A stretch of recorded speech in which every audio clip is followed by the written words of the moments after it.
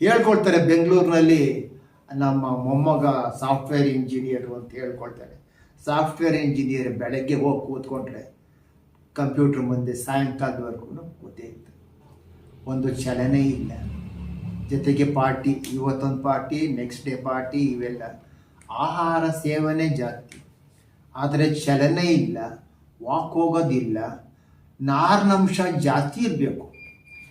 ಈ ಇಡೀ ರಾಗಿ, ಇಡೀ ಜೋಳ, ಇಡೀ ಗೋಧಿನ ಪುಡಿ ಮಾಡಿದಾಗ ನಾರಿನಂಶ ಹಾಗೆ ಉಳ್ಕೊಳ್ಳುತ್ತೆ. ಅದೇ ಅನ್ನದಲ್ಲಿ ನಾರಿನಂಶ ಇಲ್ಲ. ಆದರೆ ಅನ್ನದಲ್ಲಿ ಅಂದರೆ ಅಕ್ಕಿನಲ್ಲಿ ಭಾಳ ಉತ್ತಮವಾದಂಥ ಲೈಸಿನ್ ಎಂಬತಕ್ಕಂಥ ಒಂದು ಅಮೈನೋ ಆ್ಯಸಿಡ್ ಇದೆ. ಆದ್ದರಿಂದ ಬರೀ ನಾನು ಮುದ್ದೆ ಊಟ ಮಾಡ್ಕೊಂಡ್ಬರ್ತೀನಿ. Ragi is rich in iron, ragi is rich in calcium, ragi is rich in fibre content. ರಾಗಿನಲ್ಲಿ ಕಬ್ಬಿಣದ ಅಂಶ ಇದೆ. ಅದು ನಮ್ಮನ್ನು ಅನಿಮಿಯ ರಕ್ತಹೀನತೆಯಿಂದ ಕಾಪಾಡುತ್ತೆ. ರಾಗಿನಲ್ಲಿ ಒರಟು ಕಣಗಳಿದೆ, ಆದ್ದರಿಂದ ಮಲಬದ್ಧತೆ ಆಗೋದಿಲ್ಲ. ಕ್ಯಾಲ್ಶಿಯಂ ಇದೆ, ಆದ್ದರಿಂದ ಮೂಳೆಗಳು ಗಟ್ಟಿಯಾಗ್ತವೆ.